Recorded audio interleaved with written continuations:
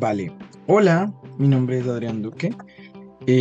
Voy a estar encargado de impartir en este momento un taller enfocado en tecnología, entendimiento general de la tecnología y básicamente un análisis de casos sobre cuáles son los tipos de emociones o de tipos de debates más usuales que suelen surgir en debates BP. Bueno, en general es importante entender que este taller no es para nada una clase que busca mostrar la gran complejidad que tiene la tecnología actual, ya sea el Internet, la inteligencia artificial, las cookies, la privacidad, sino por el contrario, únicamente es una clase que sirve de contexto base para poder entender los lineamientos fundamentales y así poder usarlos en el debate. En este orden de ideas vamos a hablar más o menos de tres cosas en este taller. La primera, cómo funciona el Internet. Es importante ente- entender cómo funciona el Internet, cómo funciona en general la distribución de la información y también qué acceso tienen las naciones o las empresas, etc., para controlarlo. En segunda medida, es importante hablar sobre la privacidad de los datos. Creo que es un tema muy extendido actualmente y también de qué manera esta privacidad puede ser afectada de muchas formas. En este momento la privacidad de los datos se lo puede ver desde la perspectiva del Internet, desde la perspectiva laboral, desde la perspectiva de la inteligencia artificial, entre otras cosas. Y finalmente vamos a hablar un poquito sobre un breve overview de la inteligencia artificial y más que todo vamos a hacer un hincapié en una especie de entendimiento sobre cómo funciona, por ejemplo, las tecnologías emergentes en inteligencia artificial, como ChatGPT o como los generadores de imágenes o como los generadores de audios y la manera en la que suelen trabajar y en las que se desarrollan esa tecnología principalmente para debate. Entonces, vamos empezando y arrancamos con el tema del Internet. ¿Por qué vamos a arrancar con el Internet? Y es que el Internet es el puntapié base en el cual la tecnología comenzó a desarrollarse de manera abrupta. ¿Por qué les digo esto? Principalmente porque el Internet nace como una idea entre varias universidades con el fin de intercomunicarse y comenzar a compartir información sobre sus investigaciones y después explota de una manera enorme teniendo escala mundial. Pero en esencia, ¿cómo funciona? Y es que hay que entender muy bien en esencia cómo funciona el Internet, en dónde está, qué es, porque nosotros lo vemos como algo muy etéreo y tenemos guardado los documentos más importantes de nuestra vida en el Internet. Pero ¿qué es el Internet? ¿De qué manera se transitan los datos? Vamos a verlo aquí. Es muy importante entender que el Internet no es nada más que muchas computadoras conectadas entre sí. ¿Qué quiere decir esto? Que, por ejemplo, para que el Internet funcione, tenemos una red de billones y billones de computadoras que comparten información y que constantemente están back and forth con la información y con los temas que necesitan. Esto es importante porque, por ejemplo, actualmente el Internet es una super red de muchas computadoras conectadas, pero además es que tiene cada conexión por debajo del océano. Por ejemplo, cada continente, cada país muchas veces tiene tuberías oceánicas que son las que conectan las computadoras más importantes, por ejemplo, de Ecuador, con una en China, con los centros de datos en Miami, con los centros de datos en Nueva York. Entonces, como se ve, es básicamente un montón de computadoras funcionando al unísono, funcionando de una manera coordinada. Existen muchos protocolos en particular y en esencia, como se ve, es algo abstracto. No podemos decir Ecuador es dueño del Internet o Estados Unidos es dueño del Internet, porque para nada, para que el Internet funcione tienen que haber una gran cantidad de computadoras conectando y compartiendo datos y estas computadoras pueden estar ubicadas en cualquier lugar del mundo. Como les digo, entonces, es importante entender esto porque pues también hay maneras offline de conectarse a internet como son satélites, como es Wi-Fi, pero la única manera en la que verdaderamente podemos establecer conexión punto a punto entre las computadoras es a través de cables. Por lo tanto, tenemos una red gigantesca de cables que va por debajo del mar, que va por debajo de la tierra, que va por muchos lugares y eso es lo que llega a hacer funcionar esta gran idea enorme que es el internet. En este orden de ideas, ¿por qué es importante entender este concepto? Porque hay dos cosas fundamentales que tenemos que hablar sobre el Internet. La primera es quién es dueño del Internet y la segunda es hasta qué punto el Internet puede ser controlado. Hablemos sobre quién es dueño del Internet. Si entendemos bien lo que yo les decía, sobre que es un montón de computadoras interactuando entre sí de varios países y tal, eso hace que nadie sea dueño del Internet. Nadie puede decir Estados Unidos es dueño del Internet, China es dueño del Internet, Rusia es dueño del Internet, porque no funciona así. Para que pueda el Internet funcionar, tiene que ser un montón de personas trabajando, digamos, de manera coordinada, un montón de computadores trabajando de manera coordinada, y nadie es dueña per se del Internet o del conjunto de redes que conformamos y al que llamamos Internet. Sin embargo, sí hay mecanismos de control de Internet que son particularmente importantes y que se tiene que ver básicamente con, por ejemplo, el grado de influencia que pueden tener las corporaciones, los países, los conglomerados económicos al momento de controlar el Internet. Entonces, si nadie es dueño del Internet, quiere decir que nadie puede, pues, apropiarse del mismo, nadie puede nacionalizarlo, nadie puede llevarlo a la bolsa y comenzar a bursatilizar sobre eso. Sin embargo, sí que pueden existir ciertos controles que pueden ser hard o soft con respecto al Internet. Por ejemplo, abordemos unos controles que son bastante soft, digámoslo así, y es la manera en la que interactuamos con el Internet muchas veces está predeterminada por la región en la que vivimos. Por ejemplo, los anuncios que vemos en Google se determinan muchas veces por la región en la que vivimos o por nuestros intereses. El tipo de contenido que consumimos y que podemos acceder en Netflix también está supeditado por esto. ¿Qué quiere decir esto? Que a pesar de que no haya un dueño per se del Internet, sí que hay muchos mecanismos de control que son manejados. En este caso, los soft, como las compañías, es básicamente para enfocar su mercado, para decir, el mercado latinoamericano me consume más novelas que anime, entonces le voy a mostrar eso en Netflix. Pero también hay una manera más oscura de controlar el Internet, y es lo que muchos gobiernos ejecutan. Por ejemplo, China estableciendo bloqueos sobre qué información entra o no hacia su país en Internet. Estados Unidos poniendo restricciones, por ejemplo, a Facebook. Australia estableciendo restricciones fuertes a TikTok. Entonces, como ven, hay un grado de control que se escapa de las manos de la digámoslo, de la globalidad del Internet, y es la capacidad que suelen tener los países para poder controlar su propia región. Y eso se puede hacer como porque es un cable, pero además porque existe algo que se llama firewall, que son, digamos, unos programas de software que pueden restringir el contenido que ingresa o no a una zona territorial de Internet. Entonces, esto es particularmente grave porque muchos de los controles que se ejecutan sobre el Internet tienen afección directa sobre los ciudadanos y tienen afección directa sobre muchas veces la veracidad de la información. Vámonos a China, en donde, por ejemplo, está prohibido Discord. El hecho de que esté prohibido Discord, pues, en pequeña escala afecta, por ejemplo, a los torneos de debate en China y que no pueden correr en Discord. Pero en gran escala, una de las razones más grandes por las que se prohibió Discord fue porque era una de las maneras más fáciles para generar comunidades y para, por ejemplo, incitar ideas que son reaccionarias a lo que el régimen chino quiere impulsar. Entonces, por eso se prohibió Discord. De la misma manera, el control ideológico que se está manteniendo en Rusia. Muchas veces los firewalls rusos restringen cierto contenido, por ejemplo, de apoyo a la guerra en Ucrania, de presiones internacionales, o que se vea que ellos están siendo los malos, porque evidentemente van a quedar súper mal. Entonces, eso es importante, porque vemos que el mecanismo de control muchas veces obedece a patrones de intereses particularmente no tan buenos del Internet. Ejemplos claros, China, Rusia, pero también sin irnos, sin salir del mundo occidental. Estados Unidos restringe mucho contenido de Internet que no sea con respecto a sus intereses.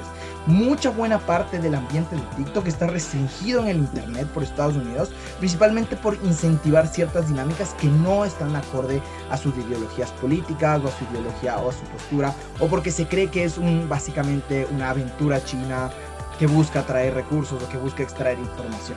Entonces, como ven, el grado de control que se ejerce sobre Internet sí que puede afectar a las personas de pie, pero también puede afectar la manera en la que éstas se organizan, en la manera en la que ven la veracidad de las cosas, la manera en la que ejecutan política pública, principalmente porque, por ejemplo, algo que pasó muy fuerte en el golpe de estado militar en Myanmar fue que lo primero que hicieron, incluso antes de cerrar fronteras o lo que sea, fue cortar los tajos de Internet, porque saben que si controlan el Internet pueden cortar la cadena de, por ejemplo, pueden cortar la manera en la que las personas se reúnen, en las que generan, por ejemplo, rebeliones, en las que establecen puntos de encuentro, en las que hablan políticamente sobre los regímenes. Entonces es un arma muy poderosa, y que lo grave de todo es que está al alcance de los gobernantes. O sea, cuando yo les decía que el Internet es global y nadie es dueño y es libre básicamente, sí que es grave que esté al alcance de los gobernantes, al alcance de quien ejecuta política, el poder, por ejemplo, restringir qué contenidos entran o no a un país. Entonces, esto es importante porque entonces vemos que nadie es dueño del Internet, sin embargo, sí hay grados de control que son muy fuertes hacia el Internet. Pero, aquí viene un pero enorme, que puede ser usado muchas veces para contextualizar estos grados de opresión a favor o en contra en los debates, y es que hay herramientas que el propio diseño del Internet permite que nosotros podamos evadir estos controles. Las más clásicas son los VPNs y las VDI, que básicamente son maneras en las que yo me puedo conectar al Internet desde otro punto. Digamos, yo estoy en Ecuador y contrato una VPN o prendo una VPN. Y básicamente la identidad pública hacia el Internet es como que si estuviera en Estados Unidos, en China, en donde yo quiera. Y así es lo que puedo comenzar a falsear los controles, por ejemplo, de China. Si alguien está en China y quiere entrar a WhatsApp o a Discord, lo puede hacer a través de una VPN. Entonces hay mecanismos para sobrepasarnos de estos controles, pero sin embargo estos mecanismos no están al alcance de todos. Las VPNs son costosas, no hay tantos VPNs gratuitos. Esto también exige que las personas sepan acceder a VPNs. Entonces, como ven, el grado de control es mucho más grande que las posibles alternativas. Sin embargo, para un debate es muy fácil explicar que también existen alternativas para sobrepasar este tipo de controles. Esto es importante para entender el Internet as a whole, porque además, fuera de la primera capa de control, la segunda capa de control político y muy fuerte, existe una tercera capa que es con respecto a el control que existe en el Internet en base a, por ejemplo, contenidos, cámaras de eco, Twitter, redes, noticias. ¿A qué voy con esto? Y es los distribuidores de información en el Internet, o sea, por ejemplo, los medios de comunicación en Internet, los influencers, las redes sociales, muchas veces tienen mecanismos de control que sesgan y segmentan la información. ¿Qué quiere decir esto? Que, por ejemplo, el New York Times solo va a llegar a cierto tipo de audiencia en relación a sus preferencias. Entonces, el control es un control bastante más discreto, pero está de la mano con respecto a tratar de guiar un control un poco más ideológico. Y eso es algo que pasa mucho en el Internet, principalmente porque como existe tanta interacción de datos, el Internet muchas veces interactúa con datos personales, con intereses, con la capacidad de yo quiero comprar esto, yo quiero entender esto, y entonces comenzamos a ver o a generar cámaras de eco. Esto es particularmente grave en el contexto de las redes sociales, porque esto distorsiona muchas veces la percepción de las personas con respecto a la realidad. ¿A qué quiero llegar con esto? Por ejemplo, en una votación en Ecuador se generaron tan grandes cámaras de eco en cierto sector privilegiado de la población, porque pues su círculo social solo iba a votar por X candidato, toda su red social solo pintaba de X candidato, y cuando salieron los resultados y evidentemente fueron totalmente diferentes de los que ellos pensaron, el instinto primario fue: esto es fraude, porque el Internet me generó una cámara de eco muy fuerte.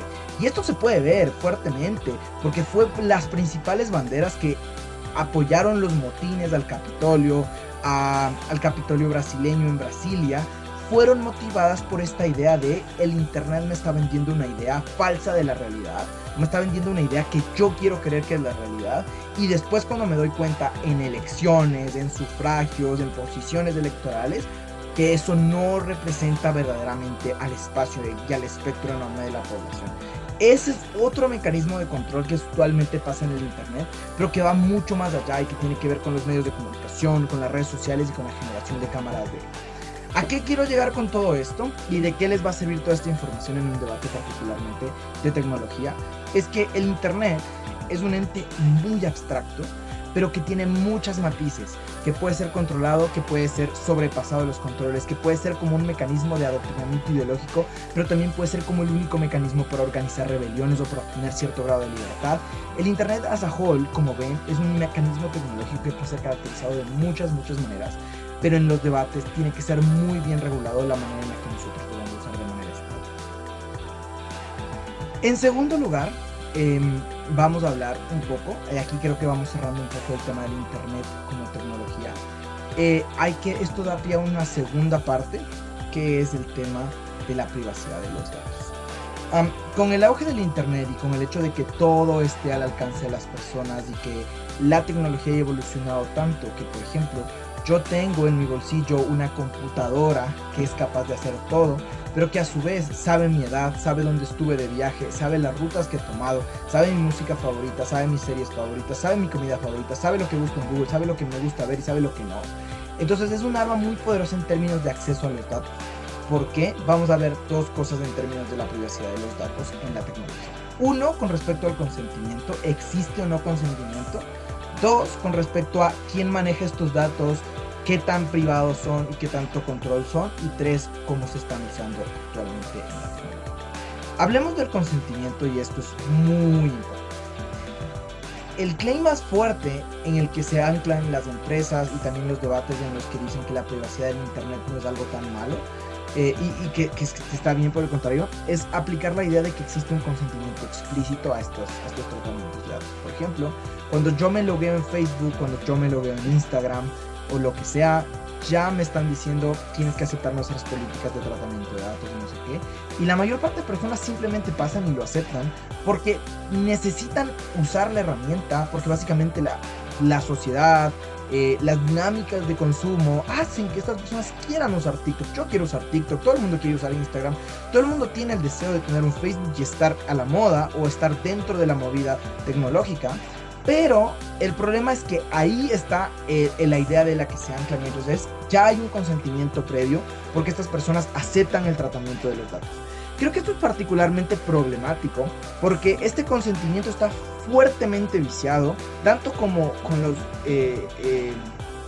con la influencia externa, como con el hecho de que muchas veces son dinámicas de consentimiento muy difíciles, son extractos enormes que tenemos que leer, y eso es muy difícil de entrar, por ejemplo, y aceptar y en general esto. Entonces, el primer claim con respecto a la privacidad de los datos tiene que ser siempre un choque con respecto a qué grado de consentimiento tenemos para estos datos. Lo segundo que tiene que ver acá es quiénes manejan estos datos, cómo se manejan, por qué es tan grave. Como yo les decía, toda la vida de una persona está en Internet en este momento, y el acceso a los datos, estamos en una época donde el acceso a los datos es gigante. Cada vez tengo más acceso a los datos de las personas, puedo buscar bases de datos, hay mercado negro de bases de datos y todo eso. Entonces, este acceso a los datos es particularmente problemático dependiendo quién lo está manejando, cómo se están manejando y qué grado de control tienen sobre estos datos. Entremos entonces a quién está manejando estos datos y por qué hay una pugna actual en los datos a nivel de la tecnología. Miren, actualmente los datos están siendo manejados por quien los recopila. ¿Qué quiere decir? Facebook, Instagram, Twitter, Google, TikTok, YouTube. Todos los Big Tech, que son los que más recopilan los datos, son los que en esencia tienen la capacidad y el poder de usar los datos como les plazca.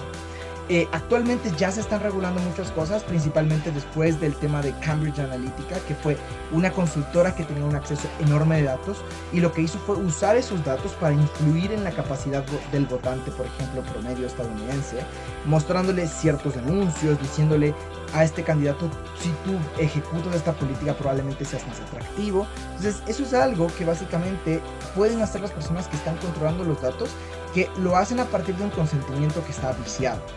Pero entonces, en general, ¿quiénes son los que manejan los grandes datos en el Internet o los grandes datos en la tecnología? Las Big Tech Corporations son las que más datos tienen. Los países en general también tienen un buen registro de datos.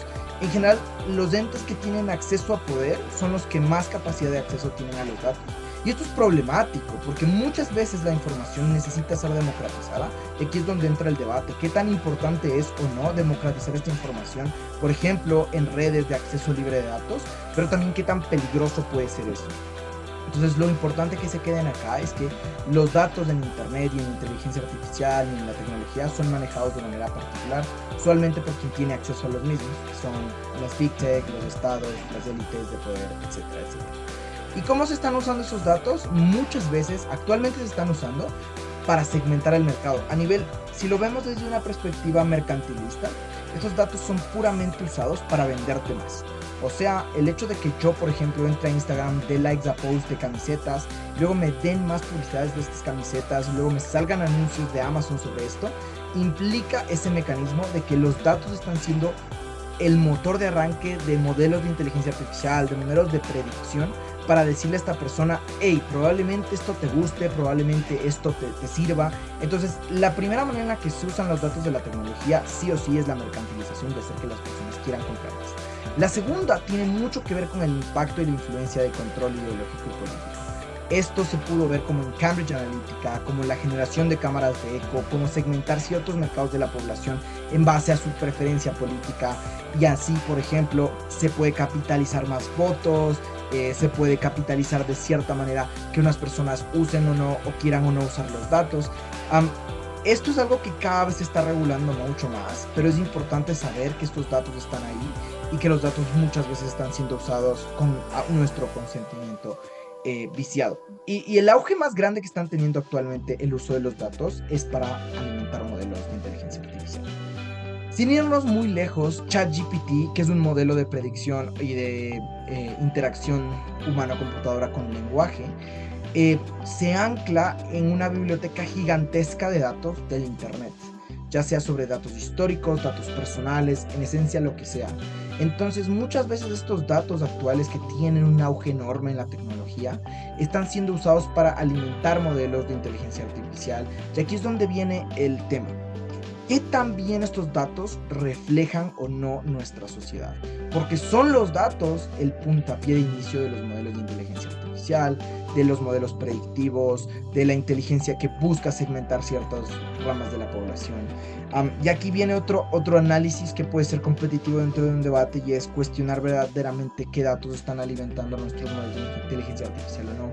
¿Qué porcentaje de la población activa tiene acceso a Internet y está dotando esos datos? ¿Esta población es una muestra representativa o no de la realidad? ¿Todas las personas vulnerables tienen acceso a Internet y a poder mostrar sus datos y sus realidades? Entonces, ahí es donde vienen los matices para el debate de saber entender qué datos están siendo procesados o no, si es que esta inteligencia artificial puede llegar a ser racista, clasista, segregacionista o lo que sea en base a los datos que son alimentados, y por eso es particularmente problemático. Por eso es entonces el segundo tema que yo quería abordar en este taller de tecnología, tenía mucho que ver con la privacidad de los datos.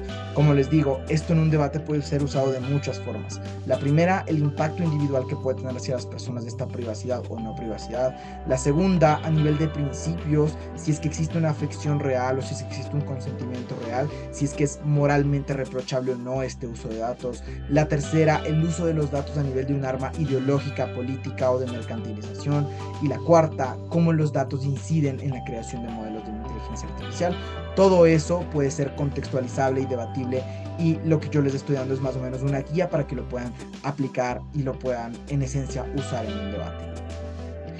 La tercera cosa de la que yo quería hablar acá era con respecto a, en general, la inteligencia artificial. Es un taller de tecnología, entonces es interesante hablar sobre la inteligencia artificial, principalmente porque es el foco de auge actual que existe. Vamos a hacer un breve overview sobre cómo aprende la inteligencia artificial y hasta qué grado de extensión puede tener en la vida actual. Y después un poco sobre los problemas usuales que enfrenta la inteligencia artificial. Primero, con respecto a la inteligencia artificial y cómo funciona, es muy importante entender que la inteligencia artificial lo que busca en esencia y por definición es replicar la dinámica cerebral humana. O sea, lo que busca la inteligencia artificial es mecanismos, valga la redundancia, artificiales que traten de replicar los procesos cognitivos del cerebro. Por ejemplo, lo que queremos muchas veces con las redes neuronales es replicar el funcionamiento de activación de las neuronas en el cerebro cuando reciben cierta información.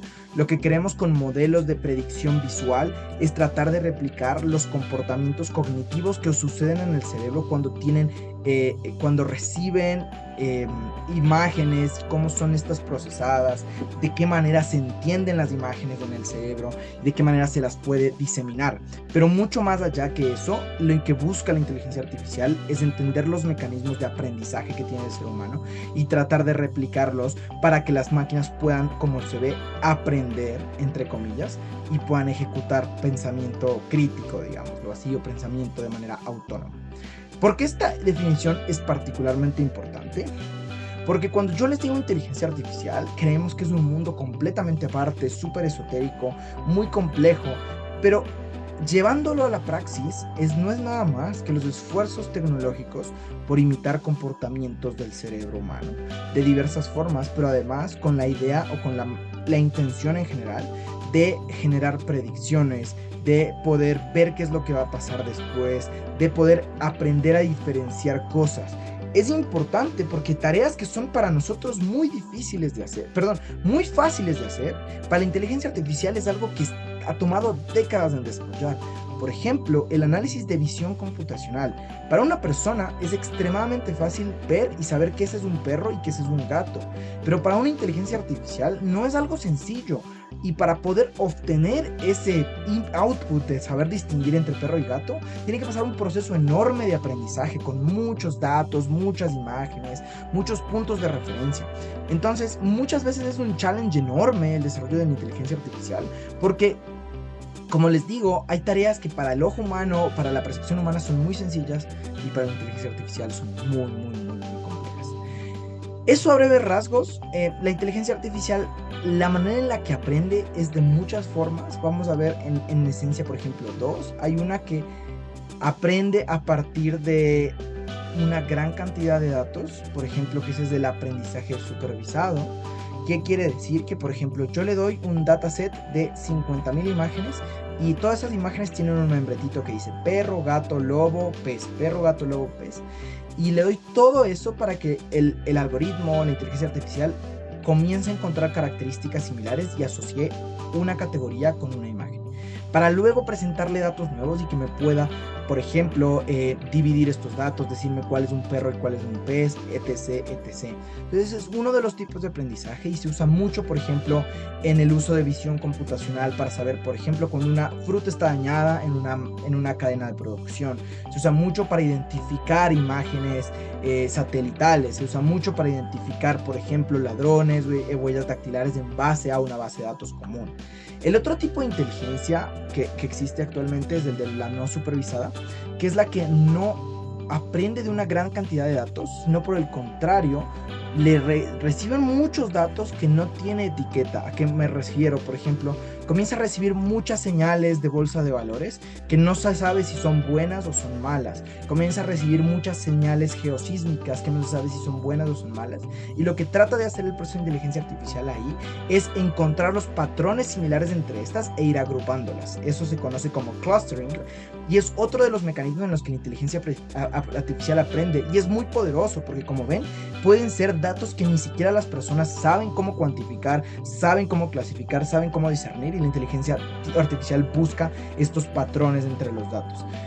Adicionalmente, existe lo que se llama como deep learning, que es el aprendizaje profundo, que es básicamente el auge en el que estamos experimentando actualmente en la inteligencia artificial, y es en el que se enfoca en buscar replicar de la manera más grande y posible los procesos profundos de aprendizaje cognitivo del cerebro, ya sea replicando redes neuronales, tratando de replicar la manera en la que funciona nuestra sinapsis en el cerebro, haciendo redes neuronales profundas, redes neuronales convulsive neural networks, recurrent neural networks, o sea, redes neuronales recurrentes, convulsivas. También adversarial neural networks, son redes neuronales que compiten entre ellas. Todo ese tipo de tecnología actualmente es lo que se conoce como el aprendizaje profundo o deep learning, y es como lo que estamos experimentando en este momento en la realidad tecnológica, que es lo que está teniendo un boom gigantesco. ¿Y para qué nos sirve esto? Ustedes dirán, si ya teníamos mecanismos para identificar datos, para aproximar datos. Lo que nos sirve es para ir más allá, para analizar datos tan complejos como textos académicos, como textos científicos, como imágenes, como videos, para generar, por ejemplo, una conversación fluida, para generar una conciencia de la inteligencia artificial con respecto a ciertas imágenes, para generar procesos de creación de imágenes y voces o de replicación de imágenes y de sonidos. Ese tipo de cosas era algo que no existía antes y que la inteligencia artificial está dando un hincapié gigantesco. Cosas como, por ejemplo, Shazam, para poder descubrir qué canciones solo con escuchar 10 segundos de una canción, cosas como ChatGPT, en el que puedes pedir cosas y te regresa cosas que puedes entender, Midjourney, que te genera imágenes en base solo a un prompt. Ese tipo de cosas son tecnología que estamos experimentando un boom en este momento y que va a tener un boom gigantesco de aquí a unos pocos años. ¿Por qué? Porque estamos en pañales. El desarrollo de esa tecnología aún está muy fresquito y el desarrollo proyectado aún allá es muy grande. Eso con respecto a cómo aprende y cómo funciona la inteligencia artificial. Ahora lo que yo quería hablar también es hacia ¿cuáles son los debate issues más probables o usuales que hay en inteligencia artificial? Son varios, por ejemplo, la automatización, el desarrollo económico, social y político, la guerra, la medicina, la educación, la justicia, la accesibilidad. Entonces vamos a desglosar un poquito de cada uno y así vamos adentrándonos más en esto. Primero, con respecto al tema de automatización. El debate clásico de automatización en inteligencia artificial es: la inteligencia artificial se está desarrollando tanto que puede llegar a un punto de automatización. Esto tiene varios matices que es importante entender. Lo primero es que el grado de automatización al que estamos llegando y el grado de potencial que tiene la inteligencia artificial muchas veces aún sigue supeditado a la capacidad humana. ¿Qué quiere decir esto? Está supeditado a los datos que nosotros le damos, a los prompts que nosotros le damos, a las órdenes, a las imágenes que le alimentamos, a básicamente la manera en la que son programados. Entonces, como se puede ver, si bien es cierto que puede ser que algunos trabajos, algunas dinámicas puedan automatizarse mucho más, esta inteligencia artificial y la tecnología aún depende de mucha mano de obra humana. Y eso quiere decir que la automatización es un mito, esta idea de todos nos vamos a quedar sin trabajo y todo se va a automatizar, sino por el contrario va a generar un proceso de revolución industrial nuevamente. Como ya ha pasado en toda la antigüedad, se va a generar probablemente un cambio drástico de profesiones. Ahora actualmente podemos tener personas ingenieras de prompts, podemos tener ingenieras de segmentación de imágenes, podemos tener de hecho acople de inteligencia artificial con la vida humana. Entonces, como se puede ver, si bien es cierto que la automatización puede llegar hasta cierto nivel, el grado de dependencia que aún existe es muy grande y por lo tanto aún se necesita y se están creando nuevas oportunidades. Pero además es importante entender que hay muchos trabajos que son irreemplazables, muchas veces en grados de las ciencias sociales, la propia ingeniería. Entonces el grado de automatización sí que va a depender con el campo en el que nos estamos enfocando, pero también con el contexto. Entonces es muy importante entender eso antes de decir todo se va a automatizar, todos los trabajos se van a perder. En segundo, tiene que ver con respecto al desarrollo económico, social y científico, bueno, el desarrollo en general. Es importante entender que el debate con respecto al desarrollo tiene mucho que ver con respecto a qué tanto impacto tiene la inteligencia artificial en, por ejemplo, mejorar nuestra capacidad productiva y hacer que el desarrollo económico sea mejor. Qué tanto puede ayudarnos a mejorar y ejecutar nuestras políticas públicas. En general, el debate acá tiene que girar en torno al mecanismo de uso de la inteligencia artificial. Yo creo que es innegable saber que la inteligencia artificial trae consigo desarrollo y puede ser usado de manera muy buena para el desarrollo. El nuance aquí o el matiz acá en un debate siempre tiene que ver con la manera en la que está siendo usada esta inteligencia artificial y cómo esto sí va a impactar o no de manera positiva al desarrollo. Por ejemplo, si es usada para hacer bloqueos políticos, para controlar de cierta manera ciertas narrativas, probablemente no traiga tanto desarrollo. Pero si es usada muchas veces para predicción de mercado, para cosas bursátiles, pueda traer cierto grado de desarrollo. Es importante entender cómo interactúa con la sociedad y no como un absoluto de no trae desarrollo, sí trae desarrollo. El tercer tema que es importante en inteligencia artificial y tecnología es la guerra, y es que muchas veces y actualmente estamos viviendo un punto particular con respecto al incremento de la tecnología en la guerra. Por ejemplo, tenemos cosas tan increíbles como el escudo de misiles de Israel, que usa tecnología de punta para bloquear cualquier tipo de misil y calcular las trayectorias de los mismos, aunque estos estén programados para desviarse. Tenemos, por ejemplo, drones asistidos que pueden funcionar como soldados en campo de batalla. Tenemos drones, trajes completamente humanoides en los que una persona o un ser humano se puede proteger por dentro, pero también puede ser controlado a la distancia remota. Como se puede ver, el paradigma sobre la guerra y sobre el alcance bélico es muy confuso y es muy grande. La inteligencia artificial puede tener un impacto gigantesco con respecto a la guerra, y aquí es donde viene el nuance importante, y es qué tanto esto puede servir como un disuasor. Por ejemplo, no tener ni siquiera que arriesgar mis soldados para volar un país entero con drones puede ser un disuasor enorme para evitar conflictos, o por el contrario, qué tanto este incremento de la tecnología bélica de la inteligencia artificial puede hacer que más bien los conflictos comiencen a escalar mucho más. Ahí es donde está el debate, ahí es donde tenemos que saber entender, como por ejemplo temas sobre qué tanto puede ser importante la capacidad humana de una persona durante un campo de batalla, la capacidad de toma de decisiones directamente, sin el hecho de, por ejemplo, la inteligencia artificial. Creo que ahí entonces entra el debate sobre los ethics en la guerra, sobre las decisiones humanas, sobre el alcance de que pueden tener las armas y sobre el grado de devastación que pueden generar. Entonces todo eso debería ser muy contenido durante un debate.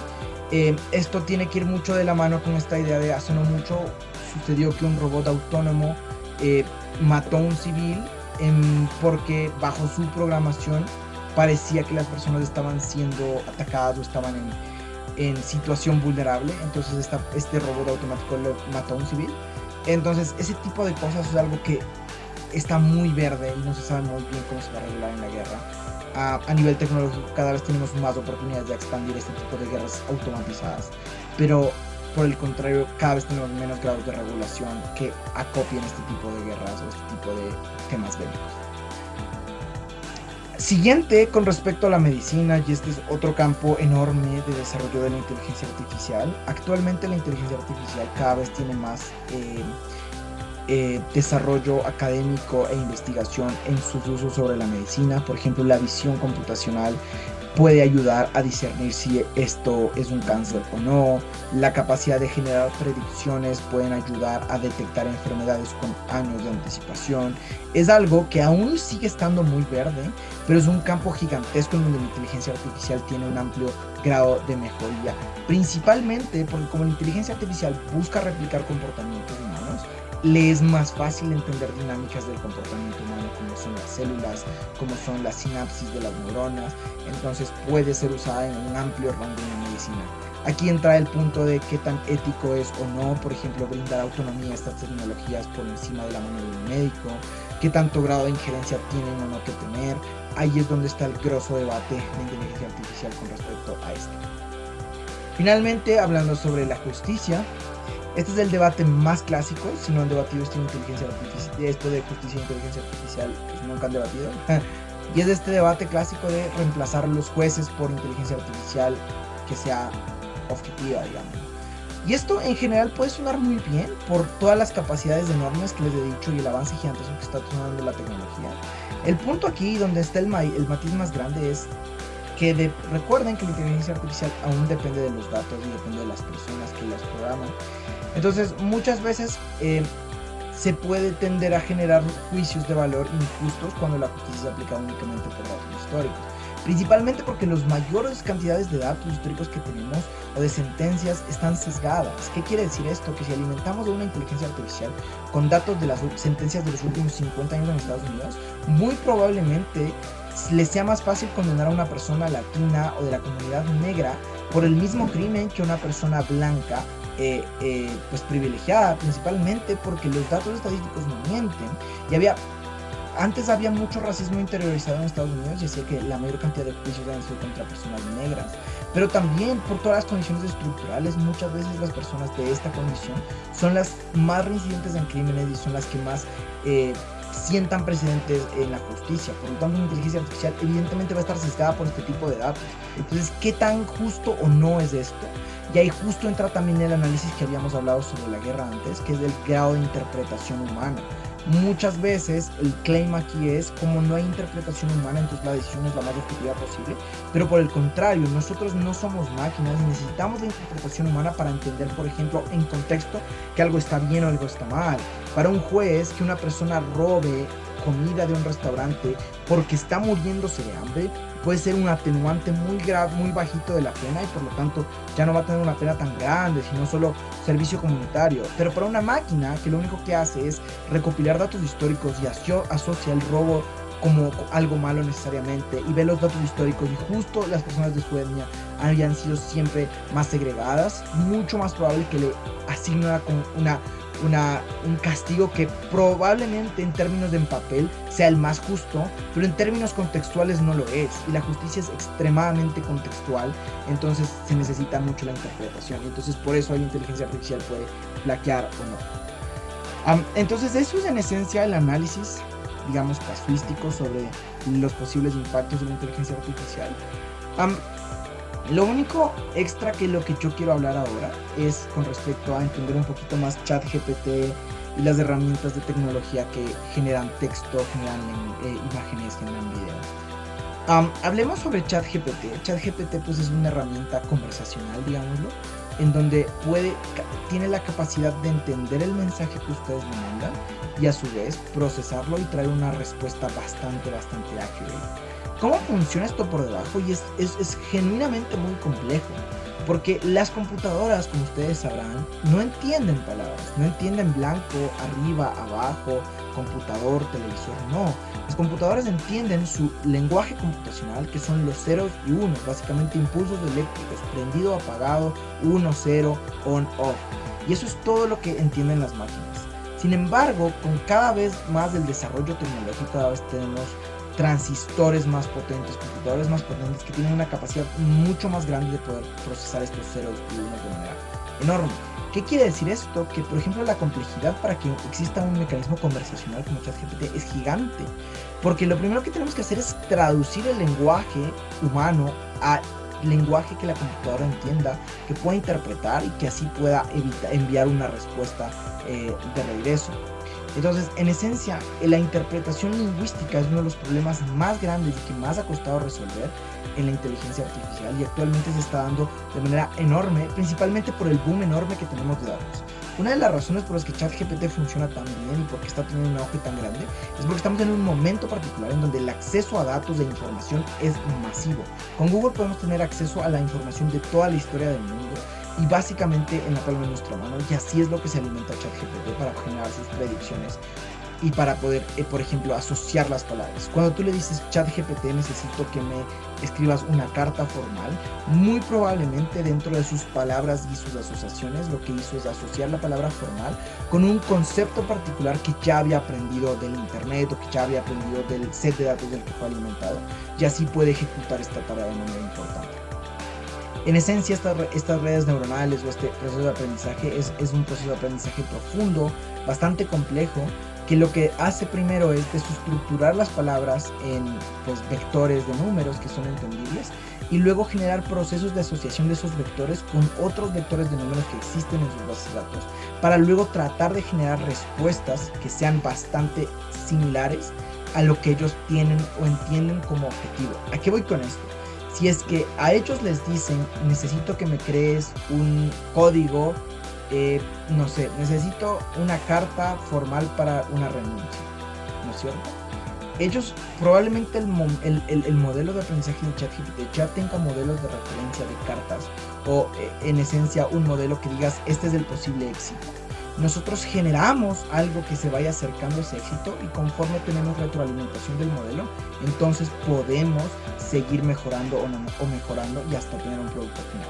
Así funciona ChatGPT. Creo que es mucho más fácil entenderlo, por ejemplo, en generadores de imágenes. Por ejemplo, en Midjourney, que es una de las herramientas más grandes ahorita de inteligencia artificial, que es la que genera imágenes, yo le puedo decir, necesito que me generes una imagen de un lobo vestido de astronauta caminando en Marte, y eso se va a hacer entendido y va a tratar de generar una imagen. ¿Cómo se generan esas imágenes? Dirán. Y ahí es donde entra una de las tendencias más grandes actuales en términos de redes neuronales, que son las redes neuronales adversas o rivales. En esencia, y para hacerlo muy sencillo a nivel tecnológico, la manera en la que se generan imágenes es poner a dos redes neuronales a competir. ¿Cómo funciona esto? Dirán. Una red neuronal empieza en blanco y empieza solo a hacer guesses, digamos, adivinaciones de imágenes.